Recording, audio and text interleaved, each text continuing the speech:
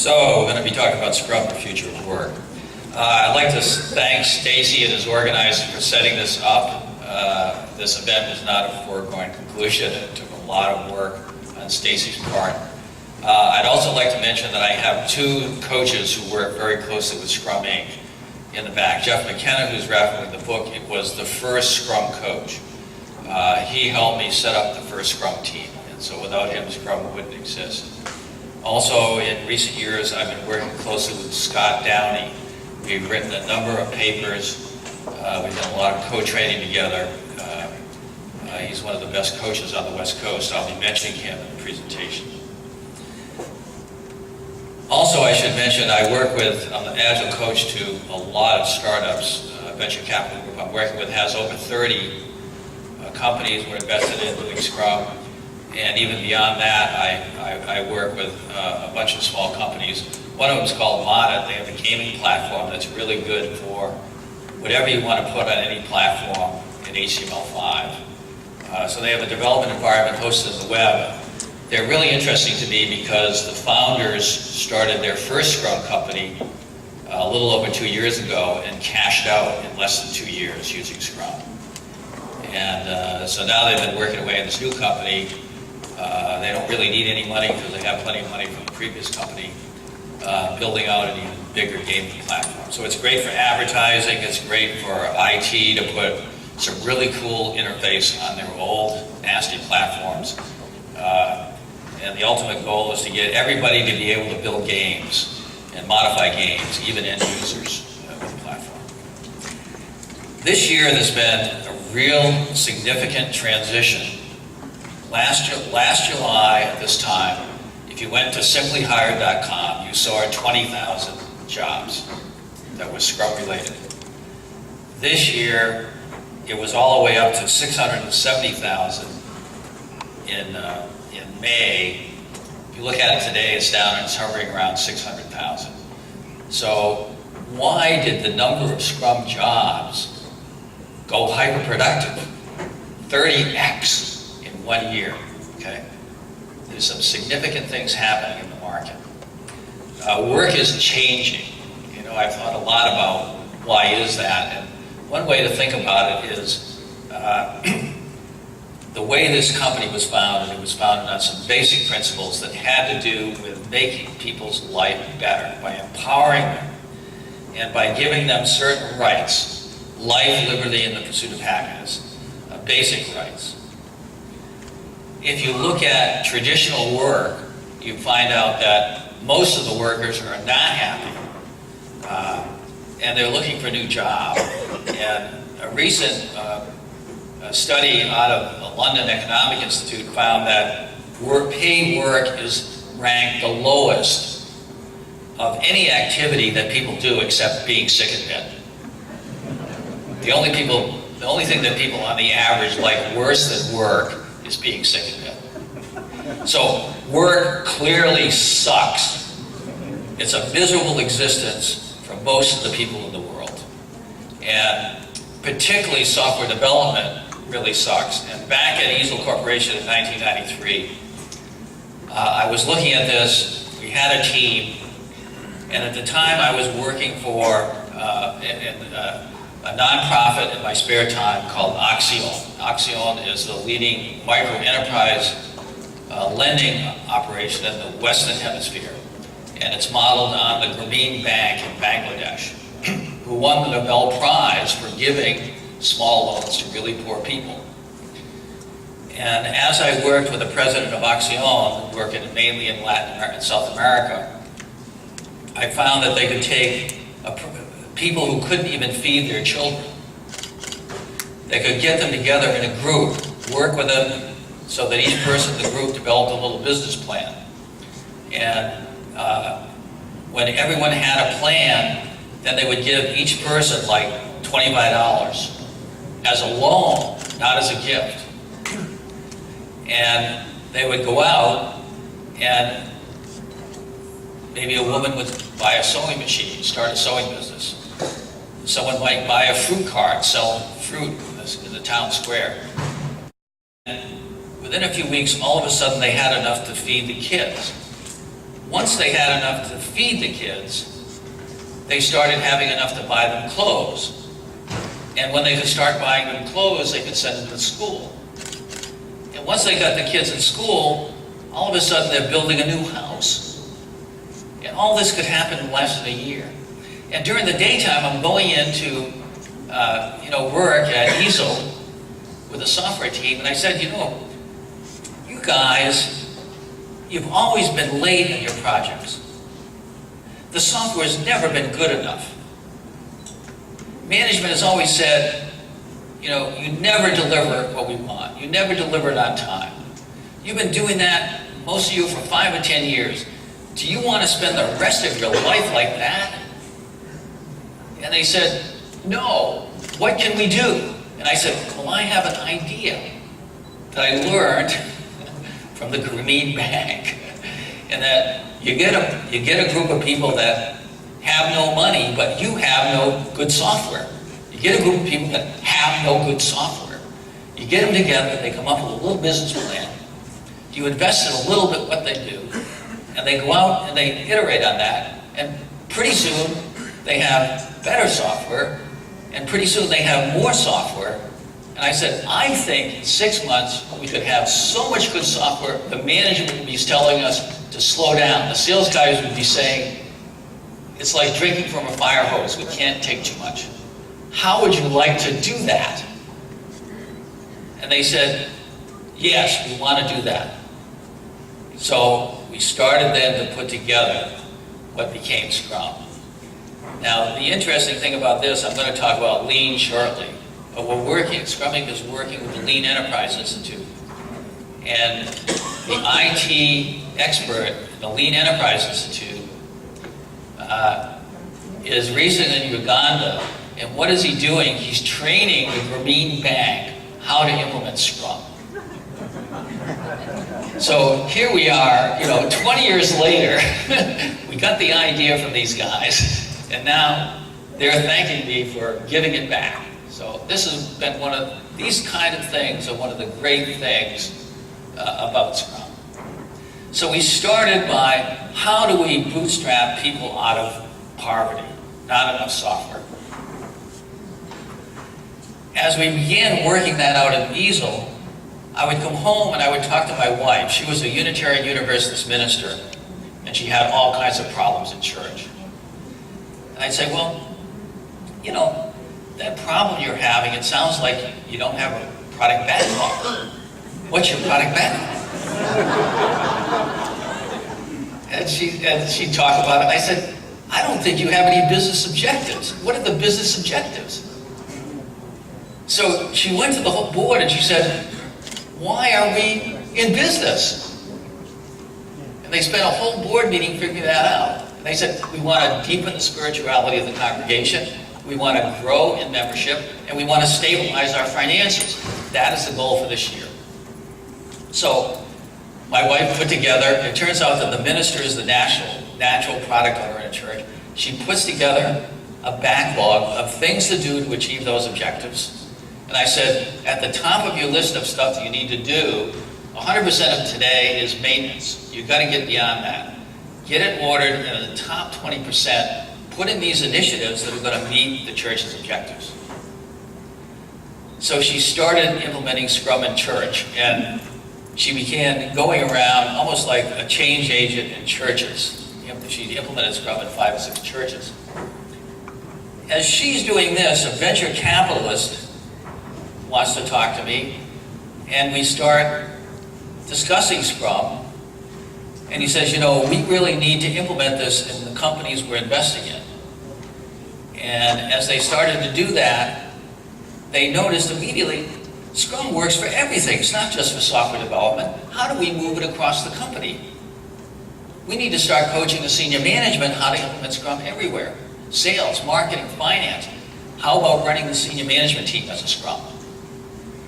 And so we took that church model and we started implementing in venture companies. How do you put the organization on a release plan?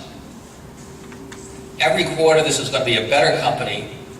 What are the new features? Let's get them at the top of the list of things to do. and start burning down that backlog. Now, as we did that, the head of the VC firm said, Scrum doubles everything. It doesn't matter what you're doing, it will double the production.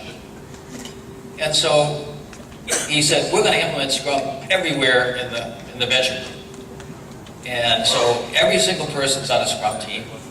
They do weekly sprints.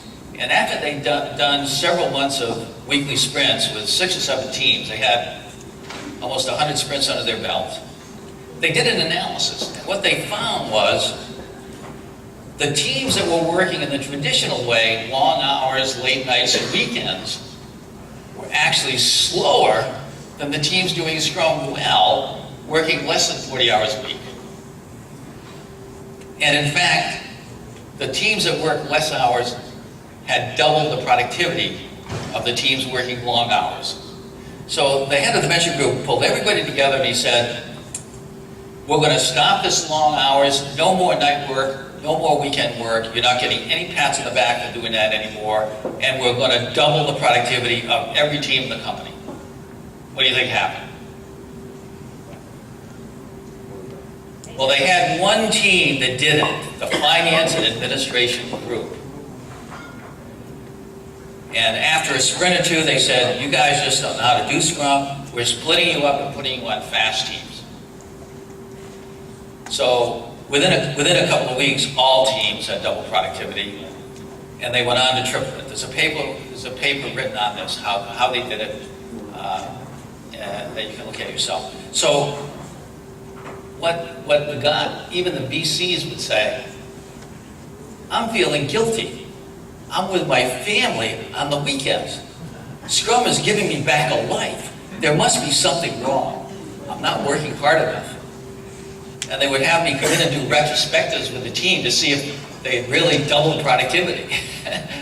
And we couldn't find a team that hadn't.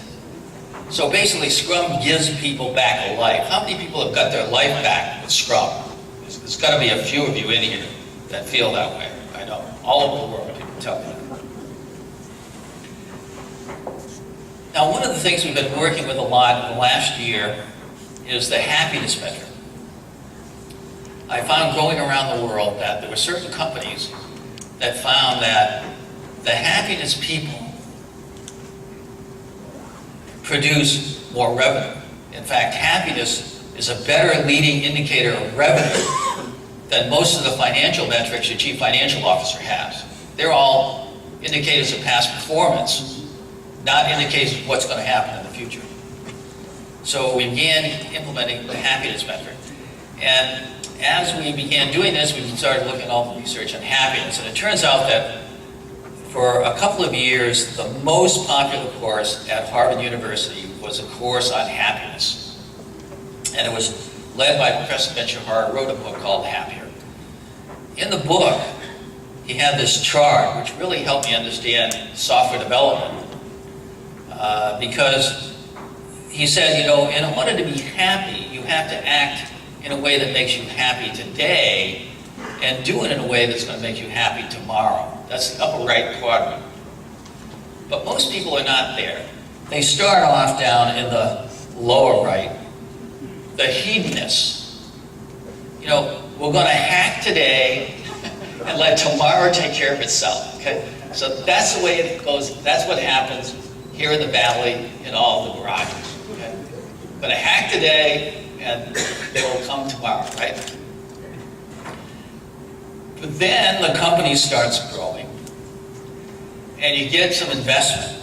And the VCs comes in there and this is total chaos. We got to get some management in here in the company. They started to bring in some management to get it under control. And pretty soon you've got a bunch of bureaucracy. And that develops a lot of nihilism in your company.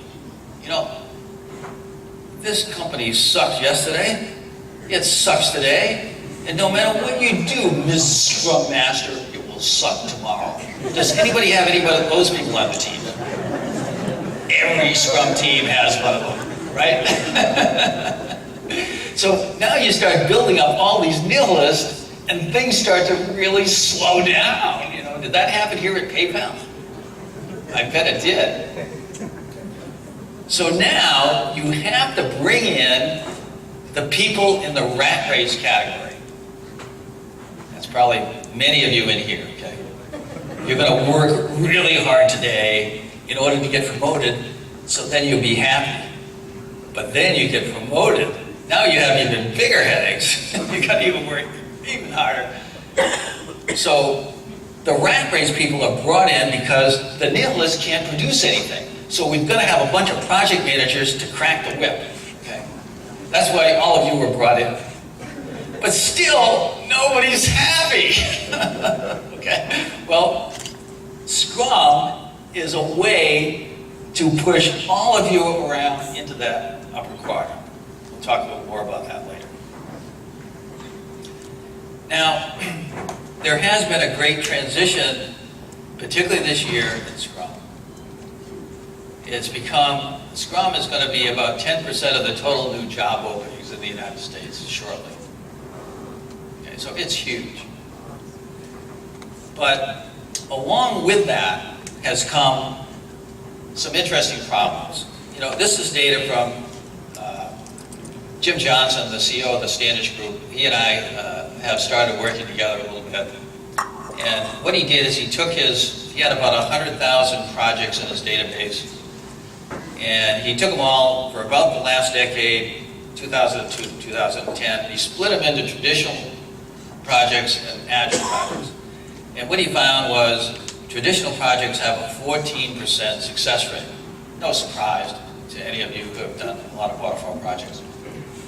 You know, the rest of them are all either late or over budget or total failures. And to his surprise, the agile success rate was 3 times as great. And in his point of view, that was enough so that you should abandon waterfall. Anything that's going to be 3 times better, you need to abandon. But that leaves 58% of agile teams out there that can't deliver a project on time, or maybe can't deliver it at all. That's bad agile. We got a lot of bad agile out there. And the people in this room, it's our responsibility to fix that. So we want to talk about that a little bit. So in order to fix that, before I go into some of the details, in Scrum, all projects should be early. We train our product owners to get on the value curve. And when they get 20% of the features done, they've got 80% of the value, ship it. Stop messing around. You should always ship early, because as soon as you ship, the customer's going to change their mind. 65% of that stuff you know they're never going to use anyway. So if you ship it at 20%, then the customers can change their mind, reorganize the backlog, and you get on another value curve. And you ride that to 80% and ship the next release, you get them on another value curve. And you do as many as you can before the money runs out. And if you do that, you will always be early, and you will always deliver at least twice as much value as a traditional project. A good product owner does that, and if they don't do that, they're a bad product owner implementing bad agile. Okay? So all projects should always be early with a well-implemented Scrum. Now, when I got together with the team to set up the Scrum, I had all this experience with the microenterprise.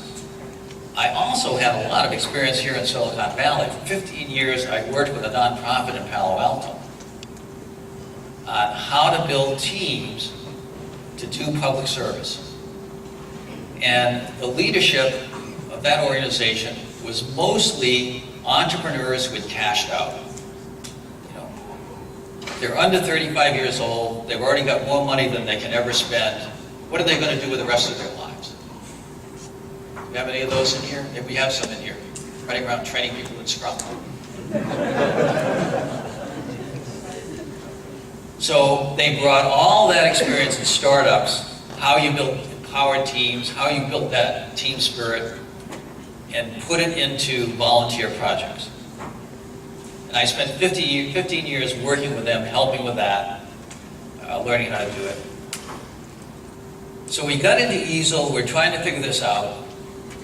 We're trying to look for a standard model. Like Easel was the first 4GL language company, and we had thousands of customers all over the world, many big customers, like Ford Motor, 1,000 IT workers.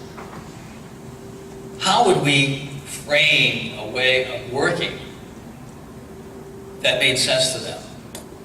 And we started researching. We studied 30 years of papers in the IBM Systems Journal on productivity and project management. We found in there that the IBMs said the surgical team was the best. We have one brilliant person writing every single line of code, and they're surrounded by experts, tool experts, language experts, documentation experts. So we thought, wow, can we implement that? The only problem with that was Ford Motor Company, they didn't have any surgeons. You know, they were kind of a typical IT group. So we said we can't implement that. So we kept on looking. And the paper that we found that was the best one was by two Japanese professors, Takeuchi and Naka, describing the best product development teams in the world. Mainly, there was two teams in the United States, one at HP, one at 3M, but the rest of them were Japanese, and mostly in manufacturing, particularly building cars.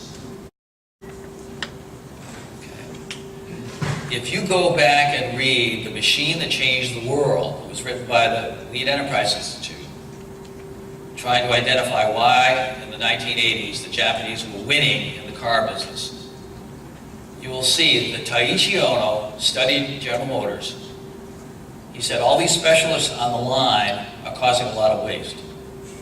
In Japan, we're going to bring them all together as a cross-functional team. We're going to take the foreman at General Motors who tells people what to do. We're going to get rid of the foreman.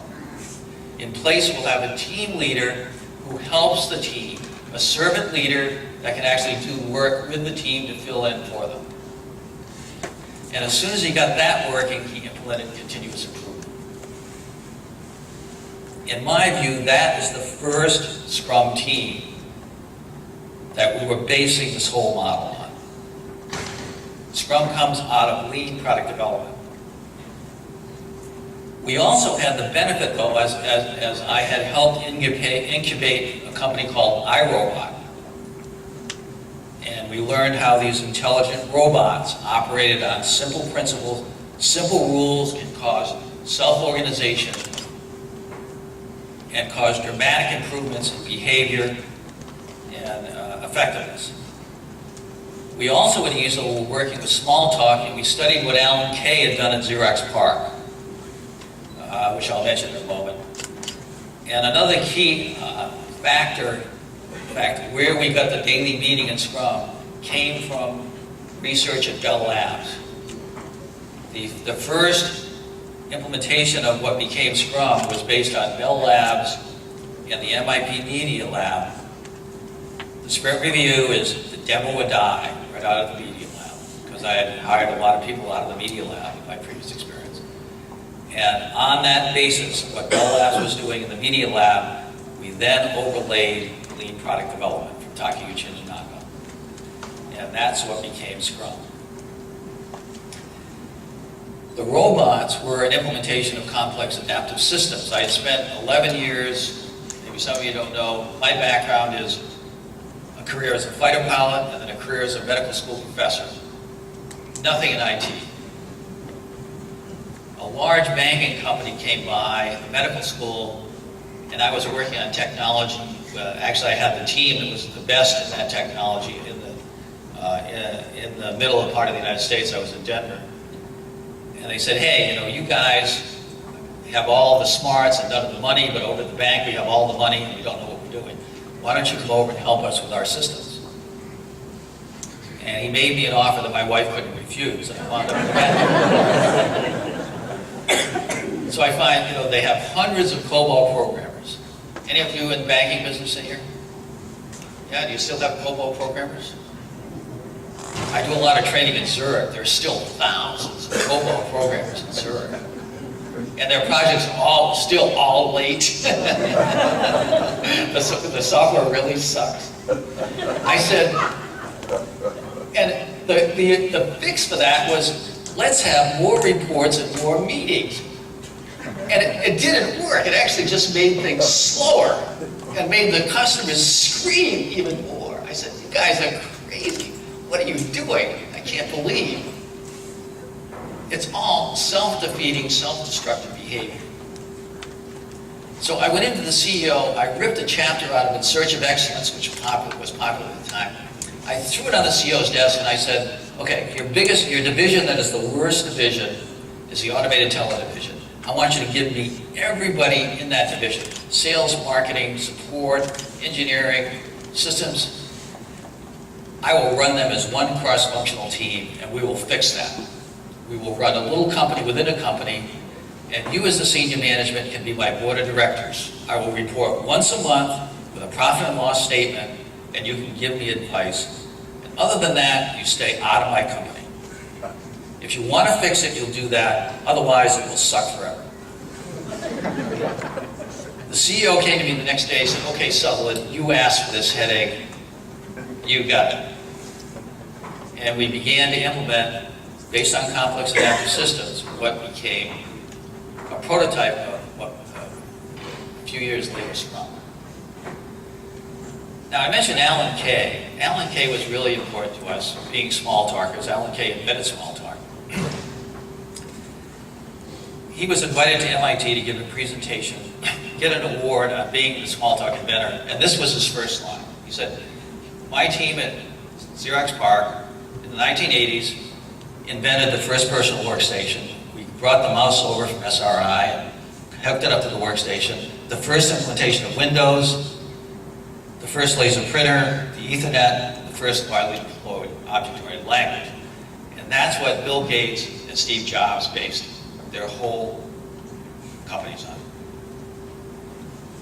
And after he showed that slide, I felt kind of impressed because Alan didn't leave anything for the rest of us.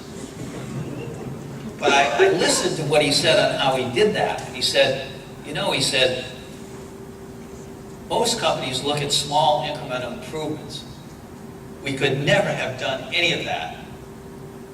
We had to look at extreme cases, data points that were off the chart, data points that scientists usually throw away because they don't make sense. You have to look at the extreme case to make the extreme jump. So as we were going through the project management literature, that's all we were looking for, the extreme data point. What is out there so far, people say it's impossible. That is where we're going. That's what we learned from Alan Kay. So when we got to the Japanese, particularly Professor Tanaka now is viewed as one of maybe the leading management guru on the planet. He replaced Peter Drucker, who died. He held his seat at Peter Drucker's university. But in the 1980s, he was not very well known, but he put together basically what is now Scrum. And he wrote this paper in the Harvard Business Review that had this chart. And the top of the chart, he said, is project management type A.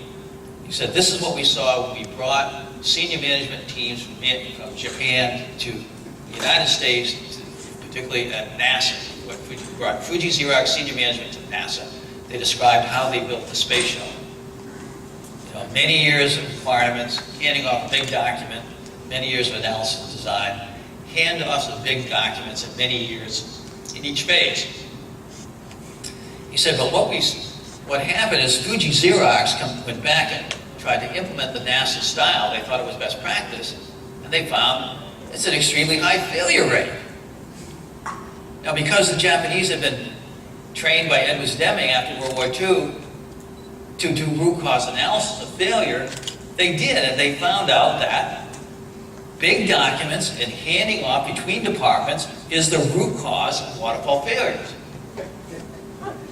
So they banned big documents and they banned handoffs. So people had to work face to face. So they got this type B strategy, kind of a sashimi style of project management.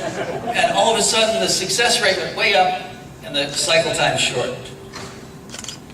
But what Takeuchi and Tanaka found were the best teams, in that first paper they wrote, later they wrote a lot about Toyota, but the first paper was Honda. They said the best teams, it's all at once. Let's get a prototype of a car out in a few weeks. Let's look at it, let's inspect and adapt, and let's repeatedly build prototypes until we get a great car. So everybody's working all at once, a little bit of analysis, design, coding, testing, implementation. And today, I'll mention, we're working with Solutions IQ, Joe Justice, who builds cars in weekly sprints. So today, you can build them even faster than Toyota. So if you look in the paper, well, first of all, they called type B and C, reminded Takeuchi Tanaka of rugby, the game of rugby, because people were so closely working together, and particularly the scrum formation in rugby. So they said, we're going to call type B and C Scrum Project Management. That's where it comes from. Okay, does anybody not know that before? That's where Scrum comes from. Takeuchi Tanaka, type B and C Project Management, that's what it is. They described the teams in the paper, and they said all the best teams all had these three characteristics. Transcendent goals. Tanaka wrote about the Toyota Prius group, how they got started. Management gave them challenging goals. We need a car that gets twice the mileage. We've got to make a greener planet. We've got to make the world a better place. And by the way, it needs to be shipped in half the time. And the team said, that's impossible by doing anything we've never done at Toyota. And so the management said, we'll try something different. So the challenging goals and putting it back on the team created an autonomous team. They had to figure it out. They had to decide what they were going to do. They had to decide how they were going to do it. And management said, call us if you need help. They actually did. They called them back and they said, we need 6 different electrical technologies we haven't had in the company. And management immediately went out and acquired 6 different electrical companies, integrated it within the company, and shipped it in 15 months, the new car. That's pretty good for acquisition. I guess Cisco could probably do that. I don't know. And the third thing is cross-fertilization. The team is a learning organization. That's what Takeuchi and Tanaka about. Learning organization through cross-fertilization and working together.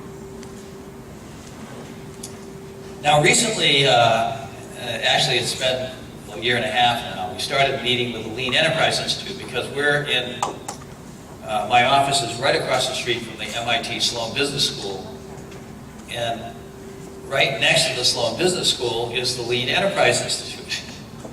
So we were invited over there one day to talk about this Scrum thing. And so we went over there, I said, I scanned Takeuchi's book, Extreme Toyota, and I could not find the word lean in the book. In fact, Takeuchi and Tanaka, I've talked to them a lot now. They never mentioned the word lean. I think lean is this kind of Western thing.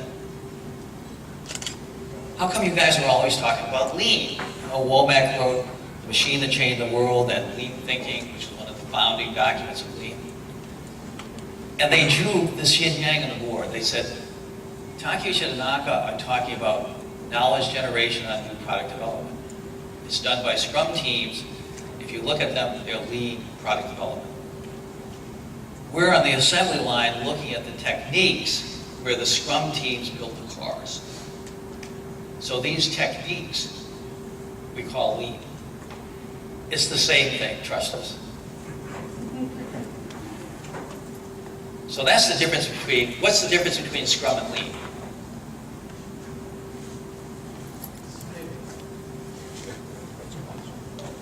If you're talking about new product development, there is no difference. And the CEO of the group gave me this book. He ran the first Toyota plant out where Tesla's building cars now in Fremont. And he said, this is the book on lean product development at Toyota. Take a look. The first chapter describes a Scrum team. The only thing that most of us don't do is set-based concurrent engineering. Apple does that well. The first Scrum team actually had a way of doing that, but most software teams don't do a good job of that.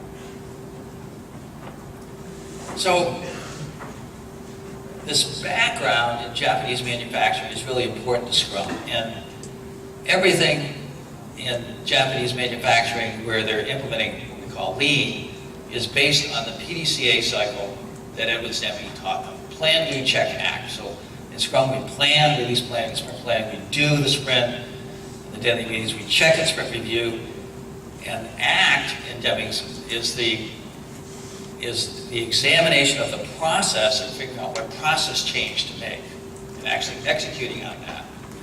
And I pulled out a senior management presentation from Toyota, where the senior management says, here's what we mean by plan. We mean avoiding worry, unreasonableness, arbitrary dates, unreasonable pressure on teams, causes emotional waste, and slows things down. That's unreasonable. If managers do that at Toyota, they're bad managers. Okay. Do means to avoid work, control inconsistencies. We want to smooth out the work. We don't want these spikes, these emergencies that are causing disruption. We want a really smooth flow of work. Check means to avoid mood or find wasted outcomes. Mary Poppin and I have done workshops in Europe and America, and we've never found a process efficiency for anything, any company, greater than 15%, unless they had a Lean Six Sigma initiative targeting something. So that means that virtually everything companies are doing, they have 85% waste minimum built into the system. This is a huge opportunity for all of us because we can identify that. Action indicates the will, motivation, determination of the management to fix this. So one of the biggest problems we have with bad Agile, we did a management workshop this morning, is the managers are asleep at the switch. At Toyota, that's a bad manager. If you're not executing this, they actually hold the managers accountable, and our investors do too. If our managers of our companies are not executing on this, knowing the velocity of the teams, identifying impediments, removing impediments, and that is noticed in the board meeting, that is a really difficult board meeting. We train the managers in lean, and we hold them accountable for executing lean. And what we know is it might be a little bit better in Silicon Valley than some other places, but you've got a lot of managers in the Valley that are not acting in this way. And a lot of it is just a lack of training. And their mind has been warped by waterfall. Okay? We have to kind of deprogram it. Microsoft has a 3,000 person Scrum. They've written about in Agile Software Engineering and Visual Studio. It really should be a book on how Microsoft does Scrum. And in there they have Taiichi Ohno's taxonomy of waste. At the top is in-process inventory. I went into a company down the road a couple of years ago. They couldn't get the testing done inside the sprint. All the testing would slip to the next sprint. I said, you can't do that. That's in-process inventory. How many of you see testing slipping out of your sprints? Probably a few of you. So here's what you should recommend to the management. I said, okay. They said, we can't test in this group. We don't have enough testers. So I said, okay. Here's how you find out why you don't have enough testers. You do a little bit of testing at code complete inside the sprint, and you do it in a way that you can compare it to testing later. And what I want you to tell me in the next sprint, if you do an hour of testing now in the sprint, how long does the same amount of testing take 3 weeks later? They came back at the end of the next sprint, and they said, wow, an hour now takes 24 hours of testing 3 weeks later. That means we need 24 times as many testers. Does that mean it'd take us 2 years to ship something we could ship in a month? I said, well, if you can multiply, that's what it means. To their credit, the management immediately pulled together the whole development organization. They said, okay, starting at 11 o'clock this morning, we just talked about this at 10:30. Starting at 11 o'clock this morning, nobody can move any sticky note on the Scrum board except the tester saying it's been tested. So, it's not that management doesn't know what to do when they have the information. It's just that they're not getting the information. As soon as they see what's going on, they act. So this is a way that we need to start to drive a, silver bullet into the bad Agile. We need to go after, we need to start going right down to Ichio's list, starting with in-process inventory. Teams that do not get to the end of the sprint where features done, tested, and bug-free, that is not lean product development. And that is a Scrum that's set up to fail. And many of you are coaches and Agile leaders, and you need to stand up and be confident on this issue. Otherwise, this bad Agile stuff is going to overwhelm us, okay, as we expand. So at the Venture Group, we start by focusing on done. And when we train the management in lean, we coach the teams, and within 2 or 3 sprints, they immediately double their velocity. As soon as they do that, they start sucking the backlog dry, and the backlog becomes a big problem. We know now, we have the best data in the world shows us that if you can then fix the backlog and get it really ready, you can get a second doubling. You're going 4x. I don't even have it on this chart, but the way we go to the next level has to do with the daily meetings and the retrospectives. We can take it to 8x. So this is the model that the investors use, and as soon as the team doubles velocity, they're after the senior management about why doesn't the revenue double. If the team's double output, revenue doubles. If that doesn't happen, bad management. It takes us only a few months to double velocity, and then it takes us 2 years to fix the management of the company, on the average. Because they're not clear about the business strategy, they're not clear about their objectives, they're not clear about their customers, they haven't segmented the market properly, they don't have their personas, they can't get a clean backlog. So that's harder to fix. What we're seeing is more and more that's the biggest problem that people have. Now today we know, thanks to Scott Downey, who's in the back of the room, and some people we work together in Europe, is that if you set up the team right, every team can go hyper productive. They can double their velocity in 3 sprints, and they can go 4x in 5, 6, or 7 sprints. Every time without exception. There is no team that can't do that if you set it up right with a good Scrum Master. We also know that the investors really put pressure on me, Jeff. You have to show people step by step exactly what they do, and particularly us on the board, exactly what the steps are to go high productive. It's not enough to just do a lot of hand waving. So we've done a lot of research to show them exactly what needs to happen to go high productive. Systematically, if you do X, Y, and Z, 4X, every time. The problem is that people have a hard time doing this. And only a small percentage of teams achieve the design goal of Scrum, which is a totally productive product development team. That's the design goal, is to look like that.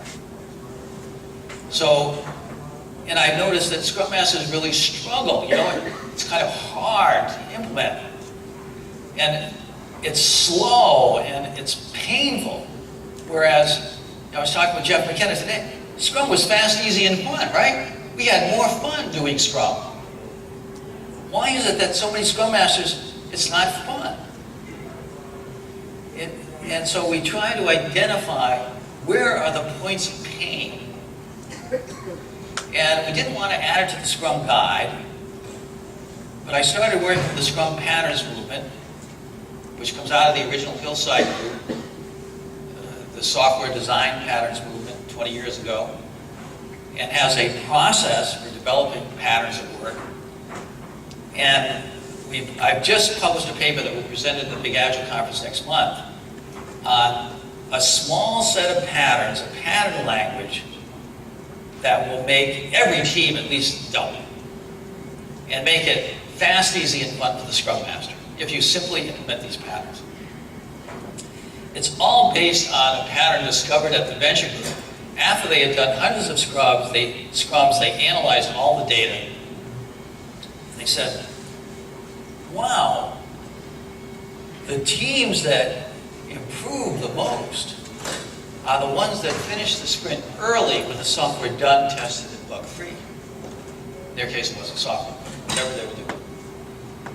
That is really counterintuitive, because investors, we want to jam a lot of the sprint, but that makes the team slow. So it's not about velocity, it's about acceleration. And velocity is not comparable across teams, but acceleration is. We can now evaluate all teams in acceleration.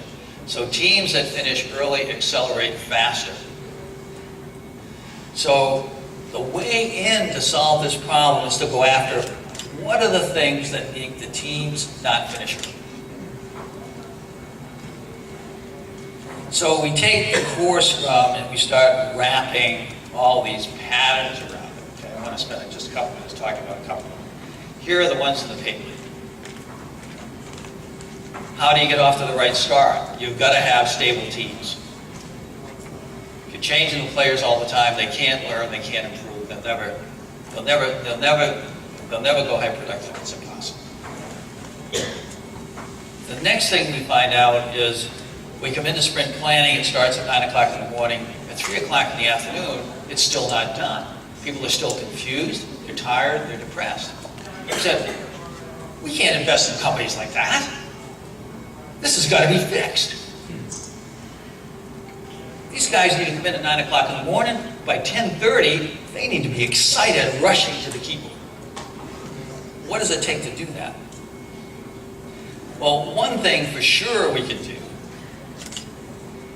is to get the backlog in a better ready state, but have the teams know what they can pull into a sprint. And the best estimate of what they can pull into a sprint and be successful is a pattern called yesterday's weather. Usually the average of the last 3 sprints velocity. And so people should come in, and in the first 60 seconds of sprint planning, they should decide, we're pulling 60 points. End of discussion on how much. Now let's just look at it and double check it. Okay?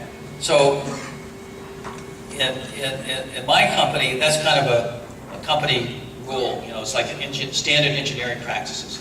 Everybody uses yesterday's weather. We don't have time to mess around with trying to figure out stuff that break things. 4, daily clean code, that comes, we've already discussed that. If your testing spills over to the next sprint, you've got in-process inventory. If you can get that right just at the beginning, the next big thing that really clobbers people is you find out the development teams doing multiple things at once. And we know if people are working at multiple things at once, this is out of Jerry Weinberg's software management, quality software management. If people are working on 4 things at once, their production is cut by 60%. We have a simple exercise we do in training all the time. It always gives us the exact same number. If you give them 4 things to do, it's 60%. If you give them 5 things to do, it's 75%. So if a developer's working on that, okay, what's the root cause of that? I mean, when you trace that, I come in, how many of you here have people on teams working on multiple projects simultaneously? Most everybody. Is that because you want to waste 40 to 60% of the effort of the people. Well, then why are you doing it? Well, why? Why is that happening? Yeah. So can I? Yeah. So what do you? How does that address the issue where you have you don't have cross-section workers who can do all the work? You have maybe a DBA that needs to do a little work, you know, and therefore you're sharing them, and they are context switching among teams. They really don't need to dedicate 100% of their effort to a team. They only need to spend a couple, 2-3 hours a week. So what we did in my last company, I was CTO at a company called PatientKeeper. We very quickly figured out that everybody on the team needs to do 80% of DBA's work, because if it's on the list of stuff to do and it's next, the next person that's available needs to do it. There's 20% that we need in DBA. So in this particular instance, we had a couple of DBAs as a support team. And their backlog was responding to requests from teams to do the 20% that they couldn't do themselves.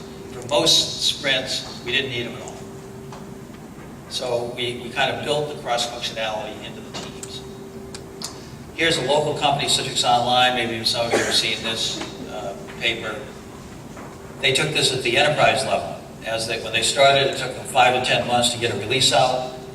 As they got more and more legacy code, it went up to 42 months. They got Ken Schwaber in there, he implemented Scrum. But they say, hey, Scrum at the team level is not enough. We need Scrum at the enterprise level. So they started an enterprise Scrum. And they prioritized all the projects in the company. They funded them from the top. They drove the top ones to done as fast as possible. By 2010, they were doing all their releases faster than startup. Okay, so this points out that almost everything in Scrum is fractal in nature. So what goes on the team level goes on at the multiple team level, goes on at the organizational level. And if you want to scale Scrum, you understand that fractal. If you're starting off and you need some guidelines, SAFe may help you. But at the end of the day, you need to understand this fractal scalability of Scrum. And you need to do the kind of things that Citrix did. Here's another thing. The team gets going, they get people focused, they're swarming. People told me recently, hey, Google's not doing Scrum anymore. I said, what are they doing? They said, they have a backlog. If there's any impediment, it goes immediately to the top of the backlog. Whoever's available works off the top of the backlog. It doesn't matter if they know it or not. I said, I bet those teams are really fast. Okay? They don't look like Scrum teams because they've transcended the practice. They've gone to extreme cross-functionality, extreme focus on impediments, and all of a sudden they look like, an Aikido master. And PatientKeeper, Ken Schwaber said, I don't know what those teams are doing, but they're eating their competitors for lunch. I never saw anything so fast. People were complaining they weren't doing Scrum. Here's the next thing where teams run into trouble. How many of you have done a sprint with no interruptions? Nobody. Every once in a while, people will say, I did one sprint once. That means you have to have a way to deal with interruptions. There was an article in the New York Times that was reviewing a Carnegie Mellon study showing that teams that prepared for interruptions did 59% better than those that didn't, even if nobody got interrupted. It's a mindset to know what you're going to do when something gets interrupted. We had one company, one of our venture companies, that the team never got half of what they planned done in a sprint because they were always interrupted. I said, well, here's a simple way to solve that. First of all, you put a buffer in your sprint. They're taking 60 points, but they could never do even 30. I said, how many interrupts do you really need to have? They said, well, about 20 points we need for customer support. So I said, take 40. Now put the product owner in front, doing triage on anything coming in. Some things he'll put in the backlog, low priority. Some things he'll say, okay, that can go to the next sprint, that's later. This is really important, the customer's down, we'll do it now. Put the product owner in front. And then, if the buffer overflows, your team is going to be like your laptop, buffer overflow. It's going to crash. So if the buffer overflows, it needs to be an automatic abort. You go into sprint planning immediately, you replan, and you advise management that dates slipped. They had failed 18 sprints in a row. How many aborts do you think they had in the next 18 sprints after implementing this? 0. This causes the whole company to self-organize to prevent aborts. That has the effect of always leaving empty space in the buffer. That has the effect of tending to have to finish early, which has the effect of pulling forward on the backlog, which makes the velocity start to trend. All these patterns are synergistic, have synergistic side effects that reinforce one another. Now, the capstone on this, I learned from a lean expert in France. He came to a training course. He was the leader of the Lean Six Sigma team for one of the biggest French companies. And he just came by to see what is this Scrum thing. And every break, he was all over me. He would say, "You're not teaching these people the Scrum. They'll never be productive if you don't teach them the Scrum. And I said, well, what do you mean by Scrum? They need to use Scrum to make Scrum better. Well, how would they do that? They take the Kaizen and put it in the backlog as top priority. What's the Kaizen? The Kaizen is the top process improvement identified in the retrospective. You put it in the backlog with acceptance tests as top priority, and at the sprint review, you evaluate whether it's done. So I said, wow, that's interesting. I'm starting up a new Scrum team back in Boston. I went back to Boston and I said, we're going to Scrum the Scrum in the Scrum team.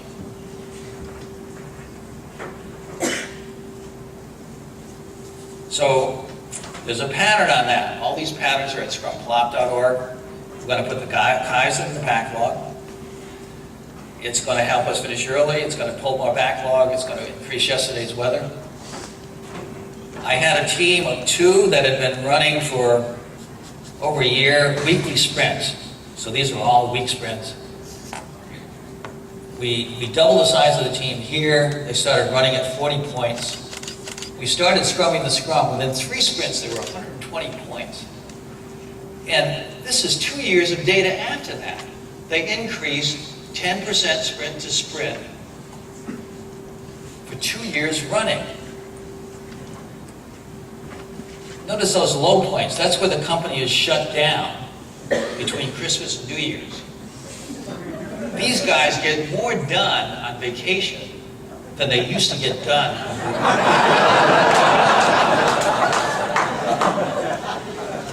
That makes the management a lot happier.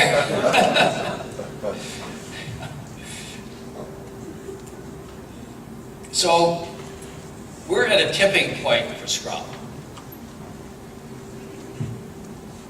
You know, Scrum has kind of reached a threshold where all of a sudden, boom, there are 30 times as many Scrum jobs open. Somebody told me the latest Gartner report says by the end of what year is it? 2012, 80% of companies will be doing Agile or being implementing. It's game over for waterfall guys. But that doesn't mean the waterfall mentality is erased. We got a lot of work to do. We're starting to see companies like Valve, gaming company. This is an extreme case. No management. They said they hired a senior manager from IBM many years ago. They kept him around for a few months, but they got rid of him. People come into work, they say, figure out something cool, see if you can get a couple other people to help you, and ship it. That's your mission. Nobody's going to tell you what to do. Teams, you need to deal with performance problems. There isn't any management to do performance appraisals. We're writing a book on Scrum now. It's really 80% of it is Scrum outside of software, so a lot of it is about all these running Scrum across organizations. So we interviewed the guys that have been at Valve for a long time. They said last year we had a big problem. We had about 16 people that were telling people what to do, assigning tasks to people. And we didn't know what to do because we had no management to fix it. So we had to get all the really old heads together. We got in a room and we figured out, we got to go fire those people. And they went out and got rid of them, but they said that was a process failure. So one of their major goals, corporate goals this year, is to figure out how to enhance their process so they never have to pull the trigger like that again. We'll see what they come up with. That's kind of the extreme case. Where people usually start is the Toyota model, where you have a strong functional management. You know, at Toyota, the guy that builds engines has all the best engine guys. He hires them, he trains them, he motivates them, he keeps the bench stacked. But as soon as they're going to build a car, they're assigned to cross-functional teams. That's usually where people start. Where they're going to wind up is like Valve, okay? In the middle, we had a person that used to be CIO of Salesforce.com. In the middle, you have companies like Salesforce.com and Spotify. I'll talk a little bit about later. Here's another indicator of the tipping point, okay? Gartner Group said, 2012 planning guide, it's game over for waterfall. Get rid of it. The business is fed up. Get agile. You need to improve your cross-functional, cross-competency collaboration.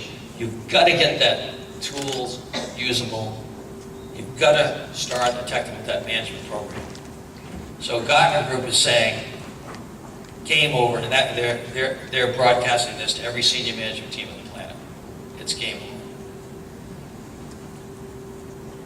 Even more significant, and this is what's driving most of the 600,000 jobs. A bill was introduced in Congress a couple of years ago that required the Department of Defense to be agile for all IT projects. Today, it is against the law to run a Department of Defense IT project that's not agile. We're waiting to see the first contractor that gets sent to jail. You can read all about it. Go to those links, read all about it. They've essentially embedded the Agile Manifesto in the government regulations. What's that? The Senate can't do this? The Senate can't do this. You know, there are 3 countries where people have told me the country should be run with Scrum. The UK, Belgium, and Sweden. We've even been asked to come in to run a city in Sweden with Scrum. They said governments will run much better with Scrum. So what's happening is Scrum is starting to change the organizational structures of the companies. We're seeing, like one of the companies we're working with now is Autodesk. They've been doing Scrum for 6 years. They said, okay, we're doing Scrum okay, but it's not enough. It's getting more competitive. Our biggest threats are the startups. As soon as any of them get good, we buy them. But we're afraid of Google, an AutoCAD Google. We cannot be slow and compete with that. So they brought in a new Agile coach, at a very senior level in the company, brought us in, we retrained everybody, including the management. It's one of the best management trainings I've seen. The agenda was, Jeff, how do we change this company? How do we change performance appraisals? How do we change space? How do we change HR? How do we change bonus plans? The management is ready to change anything. Okay, that's a good management team. Let's try to figure that out. Now, organizational change is not enough. As we start to work more and more with hardware companies, the hardware guys are interested to work with, we find that the hardware guys that can execute well have to have a good component architecture. And they need to do acceptance test-driven development. We've known that in software, but a lot of the software teams are not doing it. The good news about hardware is you can't function without it. So we're going in and starting training the hardware guys, and then we're going back to the software guys and saying, you need to fix your whole way of doing software. So engineering practices are important. So here's kind of the middle way of companies, software.com, Spotify. Spotify has what they call squads, they're scrum teams. And they have a PO. Each team can deploy at the end of every sprint without breaking any other team's code. And they do. The management is set up so they have these chapters, they call them, like the manager of QA owns the QA strategy, tooling, and training across all the teams. You have somebody that owns architecture, and so forth. So the management is running across the side, but they don't manage the people. They make sure they have the right people, the right training, the right strategy for the functional areas. We're seeing some really big implementations. Microsoft, as I said, has a 3,000 person development team.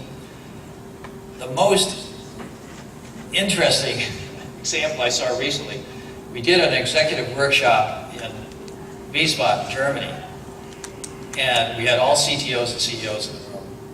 And one guy stood up and said, "I'm the Scrum Pope of SAP."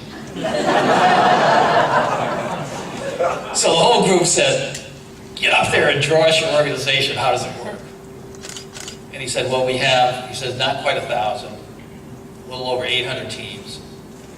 And he said, "What we've done in the last couple of years, we said, our problem is not managing engineering, our problem is the product sucks. So we took 2/3 of the management, we made them product owners. We did need some management help with hiring the right people, firing people, assessing people, training people, motivating people. So the remaining third of the managers, we gave them each 100 people to worry about. Too many to micromanage. And that's the way SAP development runs today. Pretty radical implementation. With Microsoft, I've been a consultant to them as the Team Foundation's server group, which actually is 8 product groups, everything from Visual Studio, parts of Office are in there, all their build system, test system, project management system. You know, they used to do 18-month releases. By 2008 with Scrum, they got it down to a few months. Bugs dropped from 30,000 bugs down to 3,000 bugs. We know the right number of bugs today. In your bug tracking system, there should be no more than 1 bug per developer. If Microsoft can do it, you can do it. Does anybody have that? That's the number. We see in our best teams, that's the number. Yeah, we got a few people in here that are there.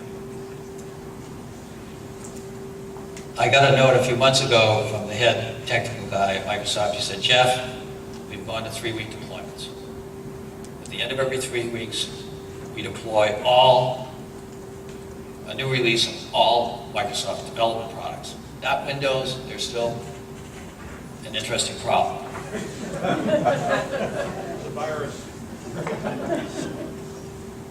I was at EMC a couple weeks ago. They asked me to come in and have a kind of an Agile meeting like this.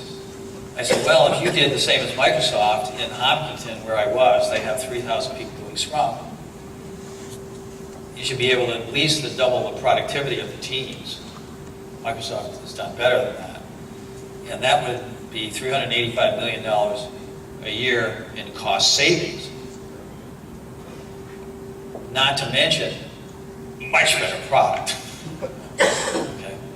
So you guys should get cracking on this. So Scrum gives the capability for people to take back their lives. It gives them the capability for being responsible and owning their work and deciding how they're going to do their work. And it allows them to pursue happiness, not just getting out of here at 5 o'clock because the work will always suck, to actually make the work environment a place that they really enjoy working. And so I've worked with some really great teams, and they are like, this is a rugby team winning the World Cup, the All Black. I worked with a company recently that is over 100 years old. It is a hardware company that builds the machines that put the dates on all the food and medicine, the expiration dates. And in 100 years, they've never delivered a product without so many defects. They had to have a special task force operate for 6 months after shipping to quell the outraged customers. 3 months ago, they shipped a product with no bugs. 3 months later, a single customer has reported a bug. Now, they were motivated by that because they came to a happy hour at Scrum Inc., and it just so happened they were using the space where the Bruins hockey team had just been awarded the Stanley Cup. And so the hockey teams got out, and we walked in, the Stanley Cup is still there for our happy hour. So here's the guys from the printer company standing around the Stanley Cup. And they were so motivated by that, they went out and delivered that perfect product, and they gave the team, the engineering team, and us, what they call the Scrum Cup. It looks just like that. And needless to say, we're all really happy about that. So, that's my message for tonight. I think I'm roughly on time. How are we doing, Stacy? Perfect. And we want to do some questions and discussion, or? Yeah. Questions? Can I get the runners?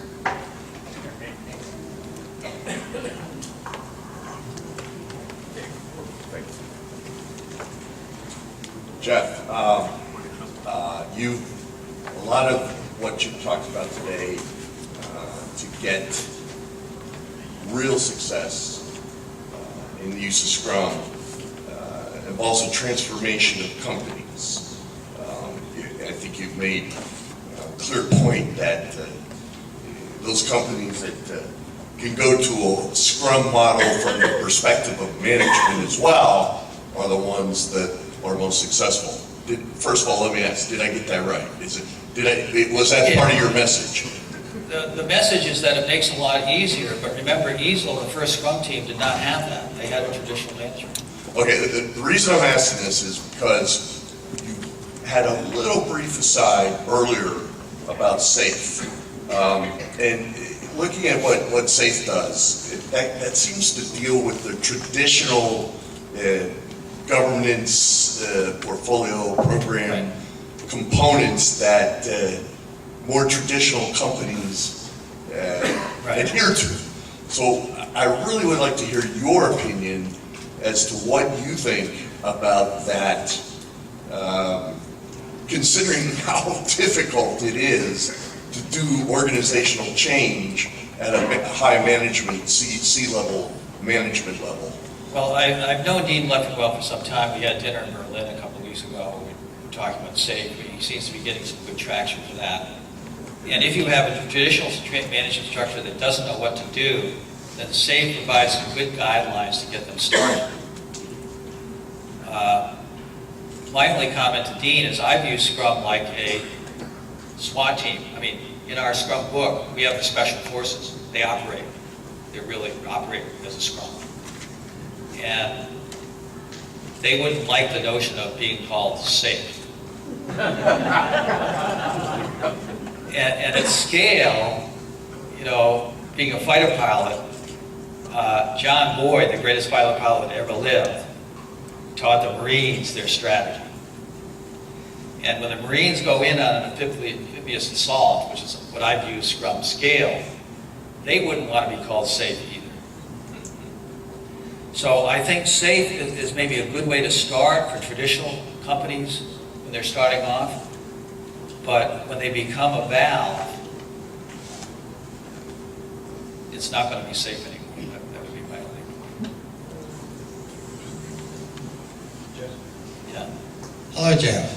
Excellent presentation, thank you.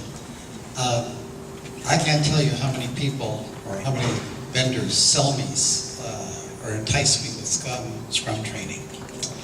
And, you know, I also belong to a group which routinely, severely critiques bad Agile. So I was wondering, what were you doing to try to make sure that the training that is now coming out is going to be good Agile? Well, you know, the first thing I did personally is that I said, we're not training people well enough. I mean, it's never going to be perfect because people run out of there and they do really weird things, no matter what you're told. So there's, you know, Yahoo did a survey a couple of years ago after they had about 150 teams booted up. They were doing these surveys on happiness. They found that 17% of the people were not happy with Scrum. So HR went in and they did a special analysis of these people, and they found that these people hated the cafeteria. They hated management. They were the nihilists, you know, and they hated Scrum. So they decided, you know, that's the way it is. You're going to have 17% of people that are going to get it wrong no matter what you train them. But the other 83%, if we had better training, they would have better Agile teams. So the core of my Scrum training is to show them, since most of the people I get are people already doing Scrum. There are people that come to me that have already been certified for 3 years, 6 years, and they come into my training. And so my job is to get them to do good Agile, no matter how good they are doing better. And so we really focused on that in the training. And I said, you know, I say it's not enough to know the framework. You know, great teams, their technique is different. If you want to be a winning team, you have to train on the standard plays over and over and over again. Everybody has to know what to do and execute it immediately. Here are the standard plays. If you do this, I guarantee your production will double, or you get your money back for this course. I've never had to give anybody any money back. I've had people try to get their money back. People have complained bitterly. You know, I went back and I got everything tested into a sprint. I thought I was going to get my money back, but the production doubled. It's a system dynamic that happens every time. It has nothing, you know, at one level it has nothing to do with the people. It's the way things work. Jeff? This is Paula. Thank you for this morning.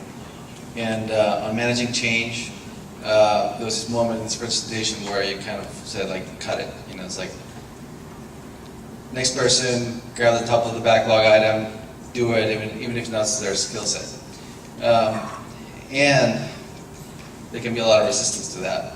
Management might say that person will take longer, or something like that. My approach has been more like letting teams fail and say, this might be the pattern. You don't want to do that, go do it. Go do whatever you want to do, and then measure their failure. But I wonder if you can say more about managing change. Well, you know, people have different styles. Our chief product owner, who I've trained, he's going to become a Scrum trainer. So he's been training with other trainers around the world. And he went down to Washington and trained with one of our best partners, who's basically training government contractors and stuff like that. He came back and he says, they're down there training the government contractors and got safe Scrum. We're teaching aggressive Scrum. So, yeah, I'm teaching a style that's different because my goal is to win, not just to implement Scrum. And so it's a matter of style. I do let people fail, but there's certain things I don't let them do. And, you know, I've I come from a background where I've been head of engineering in 11 different companies. It's only in the last couple of years I've started running around doing this training thing. And so in my companies, I would say, you know, we're going to let the teams decide how to do things, but there's certain things that are like your kid. If they start to run into the street, no, you can't run in the street. I'm going to let you climb little trees, but that big one where you can break your neck, you're not going to climb it. We're going to set those as engineering practices that are standard. So I think as a head of engineering, you're a CTO, right? You need to decide, you know, what needs to be kind of, you know, what's the sandbox they can play in. And the investors have really, you know, coached me on that. And they've said, you know, our startups, even though they're late stage startups, they got a bunch of kids out of university, they've been coding for 3 years. They know nothing about what you've spent 30 years learning. You've got to tell them. Maybe not make them do it, but make it absolutely clear to them. These engineering practices are good, and those will cause you big problems. It needs to be crystal clear. And they said, in certain ones, we will enforce that at the board level. Continuous integration, automated testing, and code reviews of pair programming. We're going to enforce that at the board level. We're not letting a Scrum in our companies run without it, because it's going to cost us too much money. So I think you have to decide, you know, what's the balance you've got to strike. At the U.S. Post Office, they had a product, PMO. They had guys, waterfall guys that didn't want to do Scrum. He decided, you know, Scrum is a lot better to have volunteers, but this is the post office. It's going to be mandatory they're doing Scrum. It's either our way or the highway at the post office. They decided they had to do that.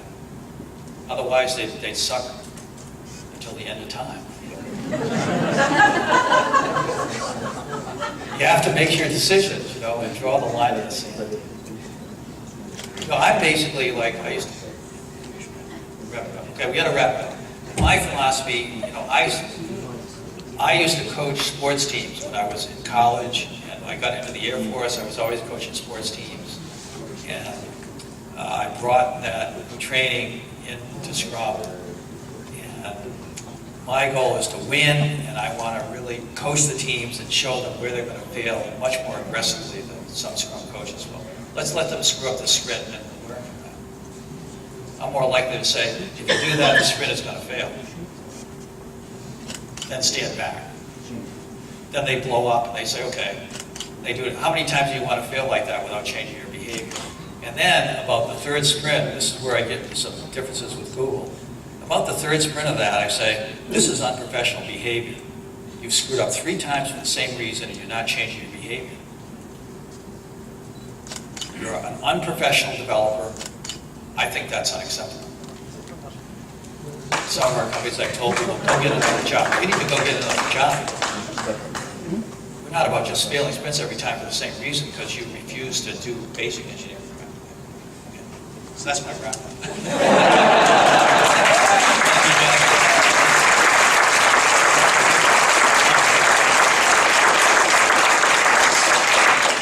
So a lot of you may or may not know about this, and we announced it quietly on our meetup site, but when it came to this meetup, Jeff had planned to come out here, and plans changed, and he was no longer coming out to the West Coast. So what happened was, I asked the organizers, what should we do? And so for the first time ever, they decided, hey, we'll just charge for the meetup. So we charged for this meetup. It's our first time doing it, and we're grateful for you sponsoring this meetup. I think if it wasn't for you, we wouldn't have been able to pay for the flights and get travel taken care of, and take care of some of the food and beverage that was made available. So thank you for helping sponsor this. Thank you for all the effort. And as part of the gratitude, hey Robbie, can you bring that up here? So the Silicon Valley Agile Leadership Network got you something, makes us think of you. A little rugby ball. There's going to be rugby out in the back lawn out there after some wine. So thank you.